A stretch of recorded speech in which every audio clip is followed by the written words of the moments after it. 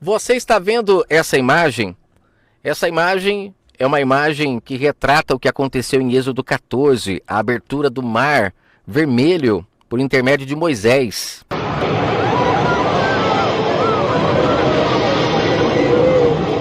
Cena forte, né? Olha. Para os dias de hoje, isso até é inacreditável. Por que naquela época isso acontecia? Você já parou para pensar? É porque o povo precisava ver para crer, então tudo era visível, tudo acontecia visivelmente. O povo perplexo com a abertura do mar. Agora eu vou dizer uma coisa, deixa eu colocar numa imagem aqui, ó, mais para frente. O povo passando lá, ó. As paredes de água. Ó, olha isso. Deixa eu falar uma coisa. Você acha mesmo que hoje, na nova aliança, a gente olhar isso daqui e enxergar fisicamente é o correto? Ou nós temos que renovar o nosso entendimento? O que eu quero dizer com isso? O que significa isso daqui na nova aliança? Por que isso aconteceu? Porque o Pai, ele queria nos mostrar algo. O que ele queria nos mostrar? Que esse mar aqui, ó, ele representa o mundo. No Apocalipse, no capítulo 20, fala que a terra é um mar de mortos. Se você quiser ler, está escrito no verso 13 de Apocalipse 20. Fala ali que no dia do julgamento final, o mar vai entregar os seus mortos. E muita gente pensa que ali quando fala de mar, está falando do mar literal, mas está falando do mar como mundo, entregando as pessoas. Porque logo para frente você vê que ele fala que a morte entregará também os seus mortos. O povo que estava no mar não estava morto? Sim, mas é morto espiritualmente. Espiritualmente que eles estavam mortos. Então, esse mar aqui, ó, representa a humanidade morta em seus pecados. Quando o Pai abre o mar para o povo de Israel passar, representa que aqueles que são guiados, no caso aqui, ó, era Moisés que estava guiando a lei, mas aquele povo resolveu obedecer. Então, por isso, o Pai abriu o mar para eles passarem, significando que quem obedece, no caso ali era a lei, não se relacionaria com o mar de mortos, com o restante da humanidade. E não foi isso que o Pai fez com Israel? Ele blindou Israel, não deixando que Israel se relacionasse com o restante da humanidade, que eram chamados de pagãos, de gentios. Por quê? Porque eles não se relacionariam com eles por causa que a lei estava com eles, por intermédio de Moisés. Agora, na nova aliança, o que acontece?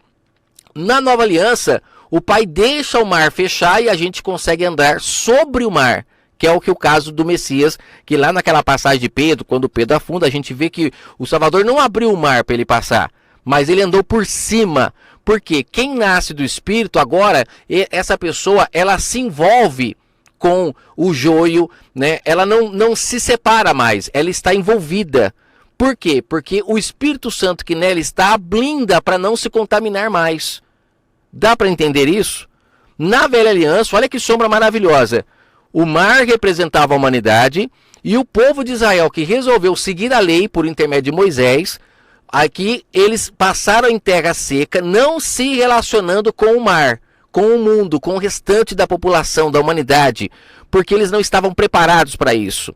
Mas a lei os protegia, os segurava, né? Os blindava. Só que quando vem o momento mais glorioso, que é o momento do Espírito, aí o Pai fecha o mar novamente, que é o que ele fala, que não é para separar mais o trigo do joio. Eu tenho certeza que quando ele falou da parábola do trigo e do joio, os discípulos achavam que ele ia falar que era para separar, porque Israel foi separada, não foi? O trigo do joio, o restante da humanidade, os pagãos, Israel foi separada. Só que quando vem a descida do Espírito Santo e sela aqueles que creem, nesse momento as pessoas então podem conviver juntas, o joio e o trigo. E é aí que o Pai consegue separar quem é o trigo e quem é o joio, graças ao selo do Espírito Santo, que identifica aqueles que são do Pai, receberam a promessa que é o Espírito Santo. Então aí nesse momento não precisa mais de terra seca. A pessoa não precisa mais se separar. A gente percebe que o sistema religioso, eles são muito ainda a velha aliança. A gente percebe que eles sempre quando falam sobre as pessoas, eles falam que as pessoas são do mundo, como se eles não fossem do mundo. Eles estão sempre tentando se separar, não vão em festas, né? Porque, aquela festa é do mundo. Eu não faço isso porque é do mundo. Eu não pratico aquilo porque é do mundo. Eles estão sempre tentando se separar para parecer santos. Mas a mensagem do Pai é que se misturem, porque é misturando que de verdade acontece o grande milagre. É onde se destaca o trigo. Deu para entender? Olha que sombra maravilhosa. Então, isso que aconteceu aqui, que até hoje a gente percebe que cantores gospel cantam, sempre tentando levar o povo para enxergar o físico, faz com que as pessoas não entendam. A gente percebe que pessoas fazem piadas com isso, porque é uma coisa sobrenatural, né? Isso faz com que uma pessoa vire ateu facilmente. Ou ela vira ateu ou vira um crente fanático, porque ela acredita que isso daqui de verdade, poxa, olha como que aconteceu, e sim, por que não? Naquela época o povo precisava ver para crer. Mas hoje isso não serve de lição para nós. O que serve de lição é o que eu comentei. É a renovação de entendimento. Aonde a gente enxerga claramente o Pai separando um povo. Não misturando esse povo com o mar de mortos, que é o mundo. E a pessoa através da lei está blindada para não se relacionar com o restante do mundo pagão. Que não teme ao Criador. Só que após a descida do Espírito Santo, então o Pai agora dá poder para andarmos sobre as águas. Então a gente agora está sobre as águas e não mais andando no meio das águas. Estamos sobre, porque o Pai coloca aqueles que nascem do Espírito uma compreensão diferenciada para que ela não mais se contamine, não afunde nas águas. Pedro afundou porque Pedro ainda não havia nascido do Espírito. Quando você nasce do Espírito, você anda sobre as águas, que é um entendimento do alto e não mais da terra. Senhor, salva-me!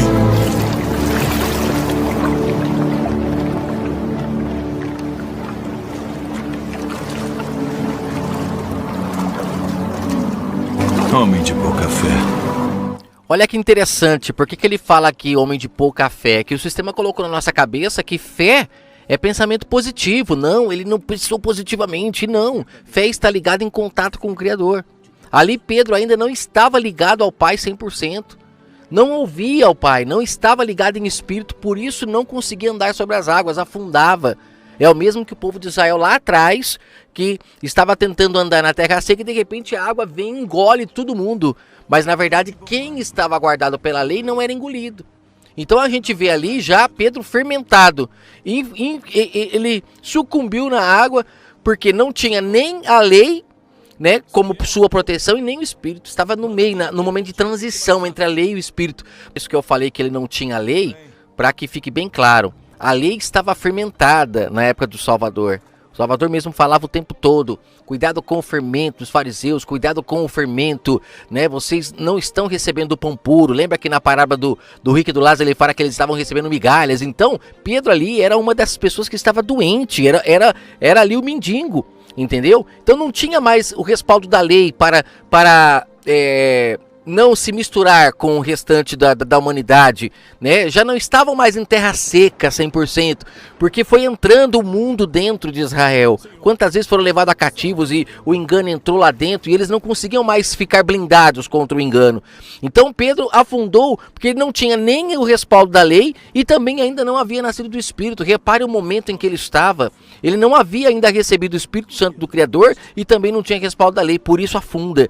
Mas a gente vê que lá na frente ele conseguiu nascer do Espírito, né? Mas graças às palavras de vida eterna do Salvador, a gente vê que lá na frente Pedro já estava andando sobre as águas. A gente vê isso lá em Atos, lá no capítulo 3, capítulo 4, quando ele fala com o povo, e o povo se desperta. Na descida do Espírito Santo também ele levanta ali falando. A gente já vê ali um Pedro sobre as águas, que já tinha fé, não era mais esse Pedro sem fé. Entre vossos irmãos, um profeta semelhante a mim. A ele ouvireis em tudo quanto vos disser. Levem-no.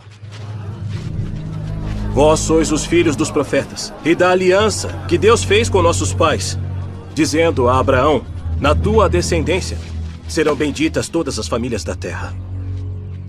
Ressuscitando Deus a seu filho Jesus, primeiro o enviou a vós, para que nisso vos abençoasse, no apartar a cada um de vós das vossas maldades.